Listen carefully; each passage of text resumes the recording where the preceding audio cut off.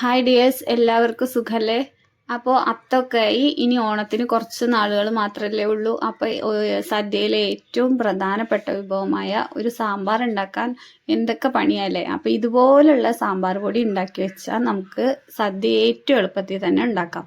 സാമ്പാർ, വറുത്തരച്ച സാമ്പാറിൻ്റെ ടേസ്റ്റിൽ നല്ല സാമ്പാർ പൊടി റെസിപ്പി ഒന്ന് തയ്യാറാക്കി നോക്കിക്കോളൂ. അപ്പോൾ ഏറ്റവും എളുപ്പത്തിൽ തന്നെ സാമ്പാർ പൊടി ഉണ്ടാക്കാൻ പറ്റും.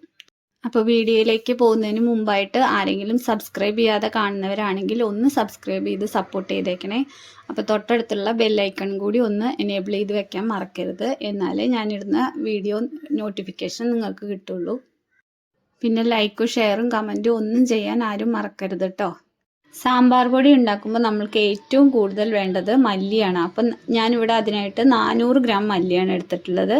പിന്നെ എല്ലാം ഈ ചെറിയ സൈസ് ബൗളിൻ്റെ കണക്കാണ്. അപ്പോൾ ഈ ബൗളിനനുസരിച്ച് ഇതാ നിങ്ങൾ കണ്ടില്ലേ, ഞാൻ സ്പൂൺ കണക്കൊന്നും പറയുന്നില്ല അളവുകൾ. മല്ലി കഴിഞ്ഞാൽ ഇനി നമുക്ക് വേണ്ടത് കടലപ്പരിപ്പാണ്. അത് ഇതാ ഈ ചെറിയ ബൗളിന് ഒരു ബൗൾ എടുത്തിട്ടുണ്ട്. പിന്നെ ഒരു ബൗള് വേണ്ടത് നമുക്ക് തുവരപ്പരിപ്പ് വേണം. ഇനി നമുക്ക് വേണ്ടത് ഒരു ബൗള് ഉഴുന്നുപരിപ്പാണ് വേണ്ടത്. പിന്നെ നമുക്ക് വേണ്ടത് ഒരു 4-5 വലിയ സ്പൂൺ കുരുമുളക്. പിന്നെ നമുക്ക് ആവശ്യമായിട്ടുള്ളത് ഉലുവ വേണം. അത് ഒരു 2 ടീസ്പൂൺ ഉലുവ എടുത്തിട്ടുണ്ട്. പിന്നെ നമുക്ക് വേണ്ടത് ജീരകം വേണം.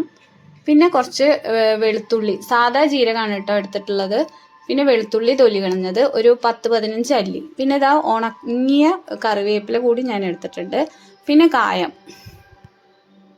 ഇനി നമുക്ക് അടികട്ടിയുള്ള ഒരു പാത്രത്തിലേക്ക് നമുക്ക് ആ തൊലി കളഞ്ഞു വെച്ചിരിക്കുന്ന വെളുത്തുള്ളി ഒന്ന് ഇട്ട് കൊടുത്ത് ഒരു കുറച്ച് നേരം ഒന്ന് മൂപ്പിച്ചെടുക്കാം.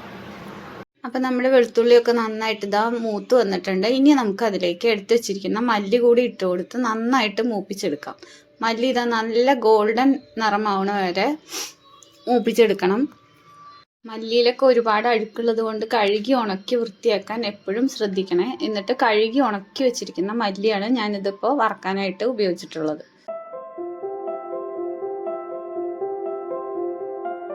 അപ്പോൾ ഇതാ നമ്മുടെ മല്ലിയൊക്കെ ഇവിടെ നന്നായിട്ട് മൂത്ത് വന്നിട്ടുണ്ട്. അപ്പോൾ ഇനി അതിലേക്ക് നമ്മൾ എടുത്തു വെച്ചിരിക്കുന്ന മുളകും കൂടെ ഒന്ന് ഇട്ട് കൊടുക്കാം. മുളക് നിങ്ങൾക്ക് വേണമെങ്കിൽ വേറെ വറുത്തെടുക്കാം. പക്ഷെ ഞാനിത് മല്ലിയിലേക്ക് തന്നെയാണ് മുളകും ഇട്ട് കൊടുക്കുന്നത്. പിന്നെ നമ്മൾ എടുത്തു വെച്ചിരിക്കുന്ന കറിവേപ്പില കൂടി ഇട്ടതിന് ശേഷം നന്നായിട്ടൊന്ന് മൂപ്പിച്ചെടുക്കാം. അപ്പോൾ ഇത് കറിവേപ്പില, ഉണങ്ങിയ കറിവേപ്പില ഉപയോഗിക്കാം. പിന്നെ 2 തണ്ട് പച്ച കറിവേപ്പിലയും കൂടി ഞാൻ ഇട്ട് കൊടുക്കുന്നുണ്ട്. ഉണക്കി വെച്ചിരിക്കുന്ന കറിവേപ്പിലയാണ് ഇത്. നമ്മൾ കടയിൽ നിന്നൊക്കെ കൊണ്ടുവരുമ്പോൾ ഉണങ്ങി പോവുമല്ലോ നമ്മൾ സൂക്ഷിച്ച് വെക്കുമ്പോൾ. അപ്പോൾ അങ്ങനെ എടുത്തു വെച്ച കറിവേപ്പിലയാണ് ഇത്. പിന്നെ ഉണങ്ങിയ കറിവേപ്പില നിങ്ങളുടെ അടുത്ത് ഇല്ല എന്നുണ്ടെങ്കിൽ നിങ്ങൾക്ക് പച്ച കറിവേപ്പിലയും ഉപയോഗിക്കാം കേട്ടോ. അപ്പോൾ അത് ചട്ടിയിൽ കറിവേപ്പില മാത്രം ഇട്ടതിന് ശേഷം ഒന്ന് ഇളക്കി കൊടുത്താൽ അത് നന്നായിട്ട് ഉണങ്ങിയ പരുവായി കിട്ടും. മല്ലിയും മുളകും കറിവേപ്പിലയൊക്കെ ഒന്നിച്ച് ഇട്ട് മൂത്തതിന് ശേഷം നമ്മളിത് വേറെ പാത്രത്തിലോട്ട് മാറ്റി കൊടുക്കും. എന്നിട്ടാണ് നമ്മൾ കടലപ്പരിപ്പും തുവരപ്പരിപ്പും കൂടി ഇട്ട് കൊടുത്തതിന് ശേഷം നന്നായിട്ട് ഗോൾഡൻ ബ്രൗൺ ആകുന്നത് വരെ നന്നായിട്ട് വറുത്തെടുക്കണം. അപ്പോൾ മല്ലിയൊക്കെ ഇതാ വറുത്ത് കോരി മാറ്റിയതിന് ശേഷം ഞാൻ കടലപ്പരിപ്പ് ഇട്ട് കൊടുത്തിട്ടുണ്ട്. ഇനി അത് നന്നായിട്ട് ഒന്ന് പകുതി മൂപ്പായി വരുമ്പോഴാണ് നമ്മൾ തുവരപ്പരിപ്പ് ഇട്ട് കൊടുക്കുന്നത്.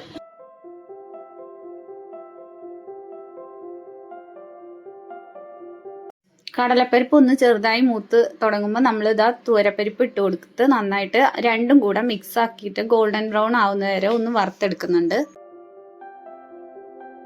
അപ്പോൾ പരിപ്പൊക്കെ നന്നായിട്ട് മൂത്ത് വന്ന് ഞാൻ ഇവിടെ കോരി മാറ്റിയിട്ടുണ്ട്. ഇനി നമ്മൾ ഇട്ട് കൊടുക്കുന്നത് മട്ട അരിയാണ്.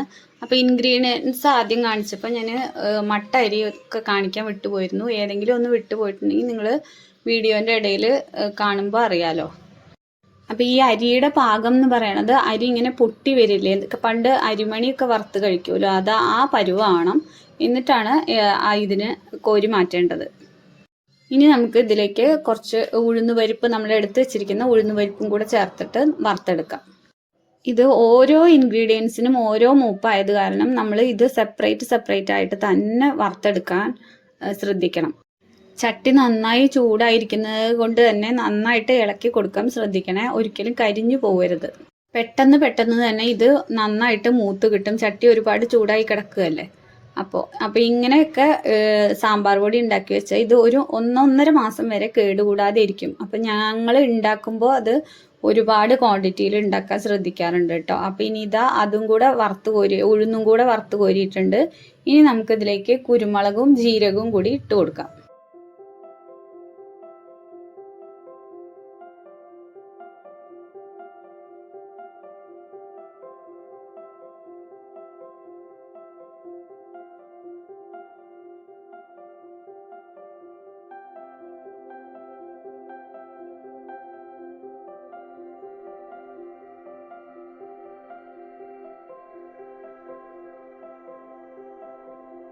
ഇനി നമുക്ക് ഉലുവയും കൂടെ ഇട്ട് കൊടുത്ത് ഇതുപോലെ തന്നെ നല്ല ഗോൾഡൻ ബ്രൗൺ ആകുന്നവരെ വറുത്തെടുക്കാം.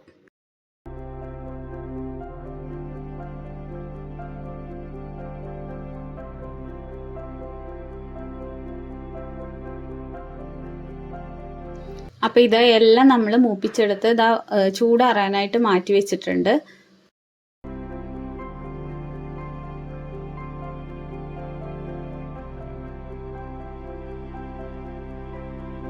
അപ്പം ഇനി നമുക്ക് കായം കൂടി ഒന്ന് വറുത്ത് കോരാനുണ്ട്. അപ്പോൾ വലിയ പാത്രത്തിൽ എണ്ണ ആക്കണ്ടല്ലോ എന്ന് വിചാരിച്ച് പാത്രം കഴുകാനുള്ള മടി കൊണ്ടാണ് ഞാൻ ചെറിയ പാത്രത്തിൽ കായം മൂപ്പിച്ചെടുക്കുന്നത്.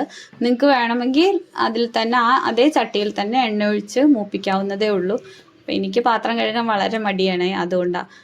അപ്പോൾ ഇതാ കായം ചെറിയ ചെറിയ കഷ്ണങ്ങളാക്കി ഇട്ട് കൊടുത്ത് ഇതാ മൂപ്പിച്ചെടുത്തിട്ടുണ്ട്. നന്നായിട്ട് ഇങ്ങനെ മുരുമുരാന്ന് മുരിയണം. നല്ലെണ്ണയിലാണ് ഞാൻ കായം മൂപ്പിച്ചെടുത്തിട്ടുള്ളത്. എന്നിട്ട് നമ്മൾ ഈ വറുത്ത് വെച്ചിരിക്കുന്ന ഇൻഗ്രീഡിയൻസ് മുഴുവൻ ഒരു വലിയ പാത്രത്തിലോട്ട് മാറ്റി എല്ലാം കൂടി ഒന്നിച്ചൊന്ന് മിക്സ് ചെയ്ത് കൊടുക്കുന്നുണ്ട്. നന്നായിട്ടൊന്ന് മിക്സ് ചെയ്ത് കൊടുക്കണം. എന്നിട്ട് വേണം ചൂടാറിയതിന് ശേഷം മിക്സിയുടെ ജാറിലേക്കിട്ട് നമുക്ക് പൊടിച്ചെടുക്കാൻ.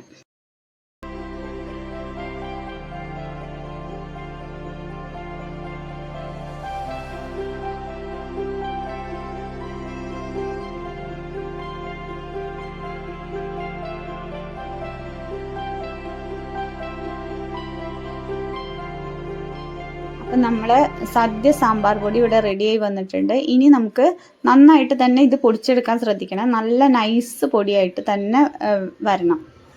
അപ്പോൾ ഇത് ഇനി ചൂടാറിയതിന് ശേഷം മാത്രം എയർ ടൈറ്റ് കണ്ടെയ്നറിൽ ഇട്ട് സൂക്ഷിക്കുക.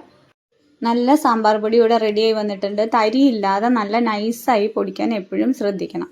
അപ്പോൾ ഈ ഓണത്തിന് നിങ്ങൾ നല്ല രുചിയും മണവും നിറഞ്ഞ നല്ല ഹോം മെയ്ഡ് സാമ്പാർ പൊടി ഉപയോഗിച്ച് തന്നെ സാമ്പാർ റെഡിയാക്കി നോക്കൂ. അപ്പോൾ ഒരു 10-20 മിനിറ്റ് കഷ്ടപ്പെടാൻ തയ്യാറാണെങ്കിൽ നമുക്ക് വീട്ടിൽ തന്നെ നല്ല സദ്യ സാമ്പാർ പൊടി തയ്യാറാക്കിയെടുക്കാം. അപ്പോൾ ഇന്നത്തെ റെസിപ്പി ഇത്രയേ ഉള്ളൂ. വീഡിയോ ഇഷ്ടപ്പെട്ടാൽ എല്ലാവരും ലൈക്കും ഷെയറും സബ്സ്ക്രൈബും ചെയ്യാൻ മറക്കരുത്. ഇങ്ങനെ നമ്മൾ സാമ്പാർ പൊടി ഉണ്ടാക്കി വെക്കുകയാണെങ്കിൽ നമുക്ക് 1 മാസം 1.5 മാസം വരെ കേടുകൂടാതെ ഇരിക്കുകയും ചെയ്യും. പിന്നെ കടകളിൽ നിന്നും മായം കലർന്ന സാമ്പാർ പൊടി വാങ്ങി ഉപയോഗിക്കേണ്ട ആവശ്യവും ഇല്ല. അപ്പോൾ എല്ലാവർക്കും വീഡിയോ ഇഷ്ടപ്പെട്ടെന്ന് വിശ്വസിക്കുന്നു. താങ്ക്